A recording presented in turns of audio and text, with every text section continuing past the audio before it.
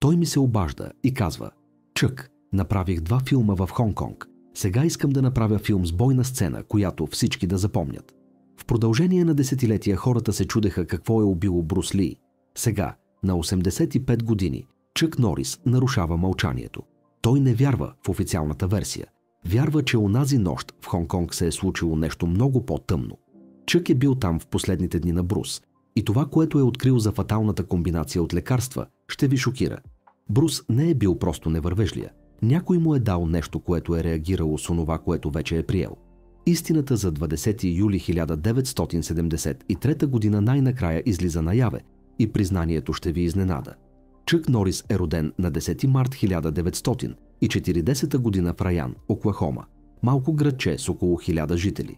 Семейството му било много бедно и живеело в един от най-тежките периоди в историята на Америка. Рожденото му име, Карлос Рей Норис, идва от проповедника на баща му, Карлос Бери. Родителите му се надявали това име да му донесе благословия. Произходът на Чък е смесица от кръв на чероки от баба му и ирландска от дядо му, Бътър Норис. Семейството се опитвало да оцелее с по-малко от $500 годишно. В града нямало болница и затова Чък се родил у дома с помощта на акушерка. Тези тежки начала го научили какво означава да се бориш срещу съдбата. Детството на Чък не било леко. Подигравали го заради смесения му произход. Децата му се смеели, присмивали му се и се опитвали да го унижат. Наследството му го карало да изпъква по начин, който привличал жестокост. Той бил мълчалив, срамежлив и развил заекване, което влошавало ситуацията. Хулиганите му вземали парите за храна, блъскали го и го унижавали пред други. В първата година на гимназията тежал само 43 кг, което го правило лесна мишена. Понякога се криел в тоалетната по време на обяд, само за да избегне тормоза. Тези болезнени преживявания го карали да се чувства безполезен и дори го тласкали към мисли за самоубийство, но дълбоко в себе си обещал, че един ден ще стане силен и никога повече няма да се чувства безсилен. Бащата на Чък, Рей Норис, бил шофьор на камион и алкохолик. Алкохолизмът му разрушил семейството. Рей изчезвал за седмици и когато се връщал, често бил пиян и отчужден. Семейството било принудено да се мести често, понякога живеейки у роднини, за да оцелее. Рей харчил семейните пари за алкохол, оставяйки Уилма, майката на Чък, да се бори да изхранва децата. Той никога не се появявал на училищни събития или рождени дни. Един от най-болезнените моменти дошъл, когато Чък бил на 12. Баща му обещал, че ще го заведе на риба. Чък го чакал до камиона с часове, но Рей така и не дошъл. Бил се напил в бара.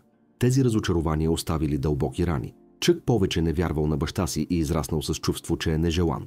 Но по странен начин отсъствието на Рей го предпазило и от насилие, защото редките му появи вкъщи били изпълнени с гняв.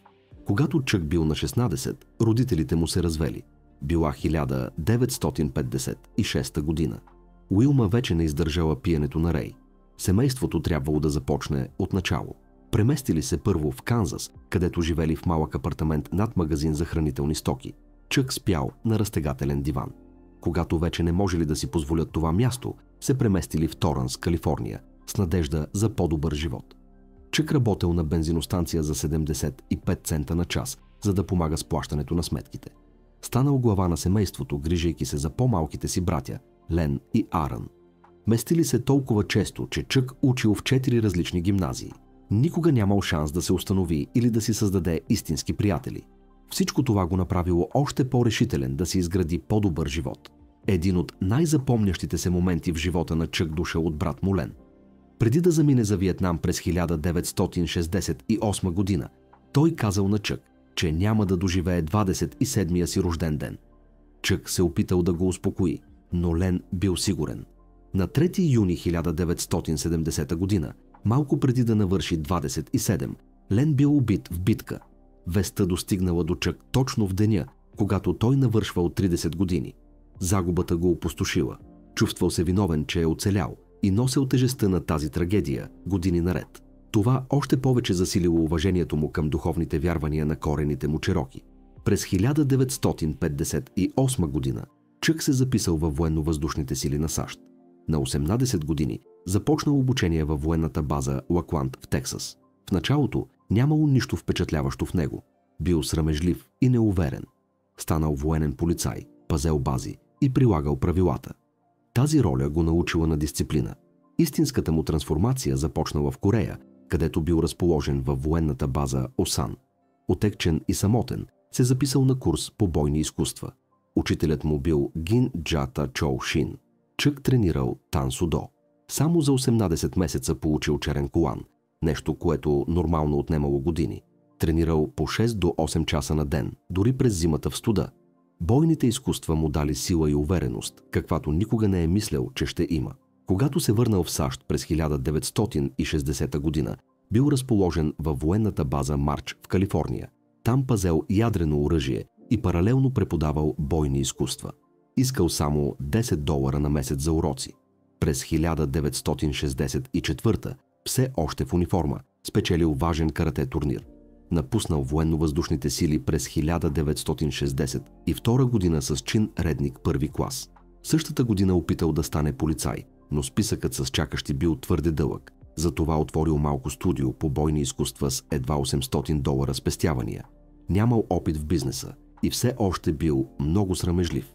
Но скоро звезди като Стив Маккуин и Джеймс Кобърн започнали да идват да учат при него. Животът му започнал да се променя, но Чък криел една тайна от години. Докато бил разположен в Калифорния, имал връзка с жена на име Йохана. По това време бил женен за приятелката си от гимназията Даян. От тази връзка се родила дъщеря, Дина, през 1963 година. Чък крил това повече от 26 години. Чувствал се дълбоко виновен. Той изпращал пари тайно, за да помага на Дина, докато се опитвал да изгради кариера и да издържа официалното си семейство. Тази скрита част от живота му показва, че дори героите имат своите битки. Пътят на Чък Норис към славата в бойните изкуства не започнал с победа, а с поражения. Когато за първи път влязал в света на карате турнирите, бил унизен по начин, който би съсипал повечето мъже. Загубил тежко от Джо Луис, Алън Стин и Тони Тулинърс. Не става дума само за поражения. Били болезнени провали, които разкрили слабостите в стила му на бой. Тони Тулинърс, в частност, го победил 3 пъти на международното първенство по карате и на първенството на щата Калифорния през 1966 година. Тулинърс го унизил отново на финала. Това било шокиращо, като се има предвид, че Норис вече имал черен колан по Тан Судо от времето в Южна Корея. Но традиционната подготовка не била достатъчна срещу американските бойци, които владеели различни техники. Вместо да се откаже, Норис започнал да учи. Гледал записите на загубените мачове, анализирал всяка грешка, изучавал движенията на противниците стъпка по стъпка и преобразил стила си. Тази решителност превърнала ранните му провали в ключ към бъдещия му успех. През 1967 година Норис поразил света на бойните изкуства в Madison Square Garden по време на първенството по карате All American. Това не бил просто турнир. Бил организиран от великия майстор Сана Хенри Чо и привлякал стотици бойци и хиляди фенове. Норис не бил считан за фаворит. Джо Луис бил смятан за непобедим, но в последния матч Норис изненадал всички. Той използвал всичко, което бил научил.